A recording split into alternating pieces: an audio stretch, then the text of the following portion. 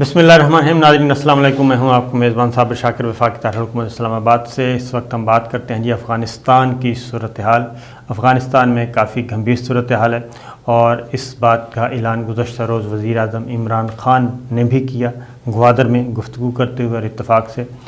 मैं ही उधर मौजूद था और मुझ समेत 3-4 और जर्नलिस्ट थे, उनके साथ गुफ्तगू कर रहे थे गैर रस्मी तौर पर। और उन्होंने कहा कि अफ़गानिस्तान की सूरत हाल जो है वो काफ़ी गंभीर हो चुकी है और अमेरिका को भी समझ नहीं आ रहा कि उसने आखिर करना क्या है। सुबह पॉलिसी कुछ और होती है, शाम को कुछ और होती है, जिसकी वजह से कन्फ्यूजन है। और उन्होंने कहा कि अगर अफ़गानिस्तान को इसी हाल में छोड़ा गया तो फिर इस रीजन के बहुत सारे ममालिक जो हैं वो मुतासर होंगे। और सबसे बड़ी बात उन्होंने कहा कि सबसे ज़्यादा जो फसाद है अफ़गानिस्तान में अगर किसी मुल्क ने करना है तो वो इंडिया होगा, क्योंकि इंडिया सबसे बड़ा लूज़र है अफ़गानिस्तान में। उसकी वजह यह है कि उसने अमेरिका सरकार के साथ मिलकर बहुत काम किया और वहाँ पे एक बहुत बड़ा नेटवर्क, इंटेलिजेंस नेटवर्क कायम किया और 17-20 कौंसलेट खाने बनाए और जहाँ जबकि कोई ज़रूरत नहीं थी। उसके बाद 3-4 अरब डॉलर की सरमायाकारी कर दी, इन्वेस्टमेंट कर दी, वहाँ पे इंफ्रास्ट्रक्चर पर ख़र्च कर दिया और उसका ख़्याल था कि अब अफ़गानिस्तान अब हमारा ही होगा, लेकिन हुआ नहीं। तो इसलिए वज़ीर-ए-आज़म इमरान ख़ान ने कहा कि सबसे ज़्यादा बड़ा लूज़र इंडिया है, इस वजह से वो बाज नहीं आएगा और हमें अपनी आँखें खुली रखनी चाहिए। अब सूरत हाल उधर क्या है? सूरत हाल अफ़गानिस्तान में ये है कि बगराम एयरबेस की मैंने आपको बात बताई थी, तो वहाँ पे भी झड़पें जारी हैं और बगराम एयरबेस पे कंट्रोल हासिल करने के लिए अफ़गान तालिबान और अफ़गान फोर्सेस के दरमियान बाकायदा झड़पें हो रही हैं। और वो क्या कहना चाहिए कि अफ़गान तालिबान बगराम एयरबेस के आसपास मोर्चाज़न हैं, घात लगा के बैठे हैं कि कब उनको उनका जो दुश्मन है वो कब उसकी आंखें ज़रा थोड़ी सी पलक वो झपकते हैं और वो हमला करें। तो सूरत हाल वहाँ पे गंभीर और अफ़गान फोर्सेस दावा कर रहे हैं कि हम इस का कंट्रोल किसी भी सूरत में नहीं जाने देंगे। लेकिन अफ़गान तालिबान जनाब बदस्तूर मौजूद है और सिर्फ अफ़गान तालिबान नहीं बल्कि जो लुटेरा पार्टी है, ये अफ़गान हुकूमत कह रही है कि लुटेरा पार्टी भी वहाँ पे पहुँच गई, क्योंकि वहाँ पे बहुत ज़्यादा स्क्रैप मौजूद है और कीमती सामान मौजूद है। अगर उसको कबाड़ खाने में भी ले जा के अलग अलग करके बेचा जाए तो वो भी काफ़ी है, क्योंकि टनों के हिसाब से वहाँ पे वो सामान ज़ाया करके गए हैं। अब एक और ख़बर आपको मैं बता दूं कि वहाँ पे लड़ाइयाँ हो रही हैं, तो अब अफ़गान फोर्सेस जो हैं, अफ़गान फ़ौज के अहलकार, अफ़गान की सरकारी कानून नाफिज करने वाले इदारों के अहलकार जो हैं वो क्या कर रहे हैं? वो या तो तालिबान के साथ मिल रहे हैं या फिर तालिबान के मुखबर बन चुके हैं और मुखबरी भी खुद देते हैं और मौका भी खुद देते हैं और जब हमला होता है तो आराम से निकल जाते हैं और अफ़गान तालिबान के लिए जगह छोड़ देते हैं। और ये भी एक मेन वजह है और उसकी वजह यह है कि उन्होंने मुस्तकबिल देखना है कि मुस्तकबिल में कौन है जो इस इलाके पे कंट्रोल हासिल करने वाला है। तो उनका रुझान भी अफ़गान तालिबान की तरफ बढ़ रहा है। एक और चीज़ जो आई है ताज़ा तरीन, वो ये है कि तालिबान की कार्रवाइयाँ जैसे ही तेज़ हुई तो 1000 से ज़्यादा अफ़गान अहलकार ताजिकिस्तान फ़रार हो गए और उन्होंने इसी में आफ़ियत जानी और इसी में गनीमत जानी कि यहाँ से निकला जाए। और जो प्रेशर आ रहा था, ये तो सरकारी अफ़गान अहलकारों का हाल है कि जैसे ही प्रेशर आया तो उन्होंने अपनी जान बचाने के लिए वहाँ से निकल लिए। और ताजिकिस्तान फ़रार होने वाले अहलकार बदख्शां बटालियन से ताल्लुक़ रखते हैं, लेकिन इस बटालियन के सिपाही ने अपने साथियों के फ़रार की वजह इजाफ़ी कुमक की अदम दस्तयाबी करार दिया। ये वो बातें हैं। सिपाही अब्दुल बशीर क्या कहता है कि वो हथियार नहीं डालना चाहते थे, लेकिन उन्होंने कुमक भेजने की दरख्वास्त की और उसको नज़रअंदाज किया गया। यानी मतलब ये है कि वहाँ के जो मॉरल है उनका डाउन हो रहा है अफ़गान फोर्सेस का, अफ़गान फोर्सेस के अहलकारों का। और इसी वजह से ये 1000 से करीब जो अफ़गान अहलकार थे, सरकारी फ़ौज कह लें, अफ़गान फ़ौज, वो ताजिकिस्तान फ़रार हो गई اور وہاں پہ جا کے پناہ لے لی۔ تو یہ چیزیں اب مسلسل ہو رہی ہیں اور یہی چیز پاکستان کی طرف بھی آنی ہے۔ اور ایک تو اس میں 2-3 باتیں ہیں جو پاکستان سب سے زیادہ اس میں کانشیس ہے کہ ایک تو فطری طور پہ مہاجرین آتے ہیں، دوسرا جب اس طرح کے مہاجرین کے ساتھ ساتھ کچھ دہشت گرد اینٹی پارٹی جو ہے وہ بھی پھر آ جاتی ہے اور ان کو بھی بھیجا جاتا ہے مہاجرین کے روپ میں، کیونکہ پاکستان جو ہے وہ کافی بھگت چکا ہے ان ساری چیزوں کو۔ NDS وہاں پہ موجود، تو یہ بھی آنکھیں کھولنے کے لیے پاکستان کر رہا ہے، اور اسی لیے پاکستان نے پاک افغان بارڈر جو ہے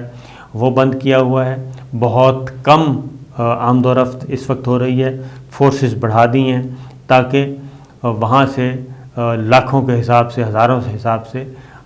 وہ کیا کہتے ہیں پنجابی میں کہ اندھا دھند انے واہ جو ہیں وہ مہاجرین نہ آئیں اور مہاجرین کے روپ میں شرپسند نہ آئیں۔ تو یہی چیز وسط ایشیائی ریاستوں کے ساتھ بھی یہی معاملہ ہے، ان کو بھی یہی درپیش ہے، ایران کو بھی یہی خطرہ درپیش ہے، جس کی وجہ سے معاملات خراب ہو رہے ہیں۔ اب ایک اور ہے جی اگلا، افغانستان نے جو پیش قدمی مختلف جو خبریں آ رہی ہیں عالمی ذرائع ابلاغ، مختلف خبریں، ایک خبر ہے جی وائس آف امریکہ کی کہ مزید 12 اضلاع پر افغان طالبان نے کنٹرول کر لیا۔ اب ایک اور چیز ہو رہی ہے، یہ جو بار بار کہا جاتا ہے کہ وہاں پہ خانہ جنگی ہوگی، بدامنی ہوگی، ایک جو عالمی طاقتوں کا ایک پلان بھی ہے بدامنی پھیلانے کا، وہ یہ ہے کہ افغانستان کو، یہ ہر جگہ ہی ہوتا ہے، پاکستان میں بھی یہ اختیار کرتے ہیں، فارمولا کر چکے ہیں، اس پہ کوشش کرتے رہتے ہیں، ایک تو فرقہ وارانہ بنیادوں پہ لڑوا دیا جائے مسلمانوں کو، اور دوسرا لسانی بنیادوں پہ اور زبان کی بنیاد پہ، علاقائی بنیادوں پہ، ان بنیادوں پہ لڑا دیا جائے۔ تو افغانستان میں بھی امریکہ کا جو پلان ہے عالمی طاقتوں کا، وہ یہ ہے کہ جو شمالی اتحاد اور پختون اور نان پختون کی لڑائی کو بڑھایا جائے، پھر سنی اور شیعہ کی لڑائی کو بڑھایا جائے، ہزارہ کو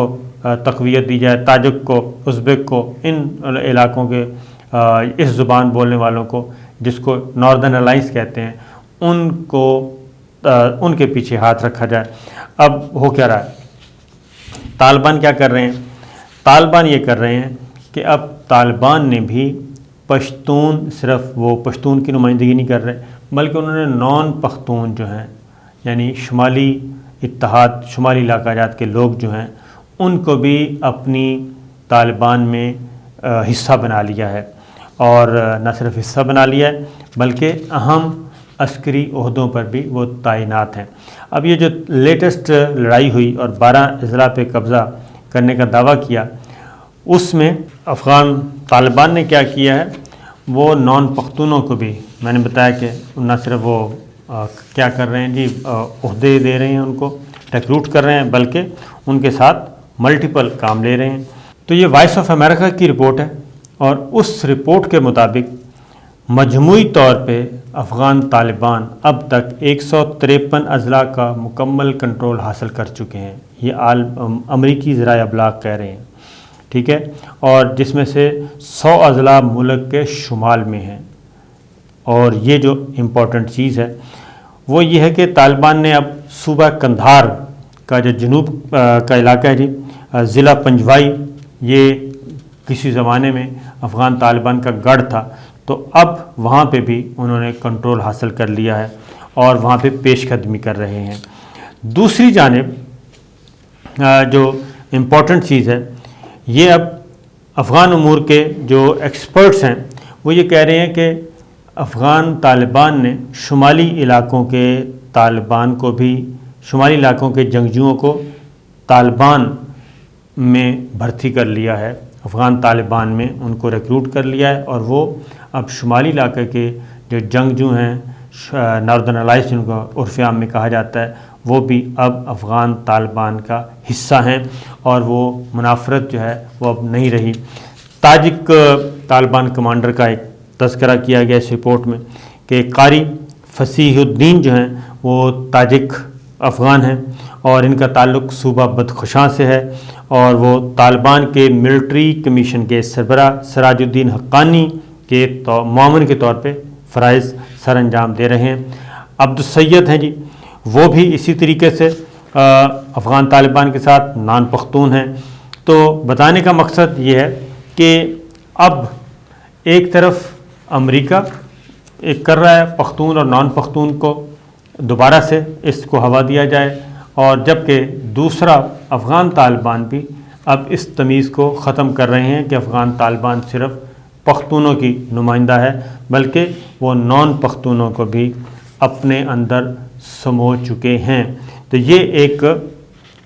خطرناک بات ہے۔ قندھار کی میں آپ کو بتا چکا ہوں کہ قندھار پہ وہ قبضہ کر چکے ہیں اہم علاقوں پہ۔ تو دوسری جانب افغان طالبان جو ہیں وہ کیا کہہ رہے ہیں؟ وہ کہہ رہے ہیں جناب اگر دوحہ معاہدے پہ عمل درآمد نہ ہوا اور اس پہ سختی سے عمل ہونا چاہیے، اور ہر صورت میں سپٹمبر تک غیر ملکی افواج جو ہیں یہاں سے نکل جانی چاہیے، اور یہ جو امریکہ کہہ رہا ہے کہ وہ ڈپلومیٹ یعنی کہ اپنے سفارتی عملے کے لیے اور کابل ایئرپورٹ کے لیے ایک چند سو کے ٹروپس جو ہیں 200 جو امریکی فوجی ہیں وہ رکھنا چاہتے ہیں، تو افغان طالبان نے خبردار کیا ہے کہ یہ معاہدے کی خلاف ورزی تصور ہوگا اور اس کا پھر ہم رد عمل دیں گے۔ ایک اور بھی مصیبت آن پڑی ہے، اور وہ یہ مصیبت آن پڑی ہے کہ ایک نئی خبر کا پتہ چلا ہے، اور وہ ہے جناب کہ انڈین جو ہیں وہ مختلف ایپس کے ذریعے پاکستانیوں کو اپنی طرف راغب کرتے ہیں اور ان کو انسینٹیو دیتے ہیں، اٹریکشن دیتے ہیں، اور جب ان سے معلومات لے لی جاتی ہیں تو اس کے بعد ان سے کچھ انفارمیشنز کلیکٹ کرنے کی کوشش کی جاتی ہے اور اپنے ساتھ انگیج کرتے ہیں، اور اپنے لیے پھر اس کو جاسوسی کے نیٹ ورک میں بھرتی کرنے کا اس کو پیشکش کرتے ہیں، اور ان کو پرکشش معاوضہ بھی دیا جاتا ہے۔ تو اس پہ جی ذرا احتیاط کریں پاکستانی،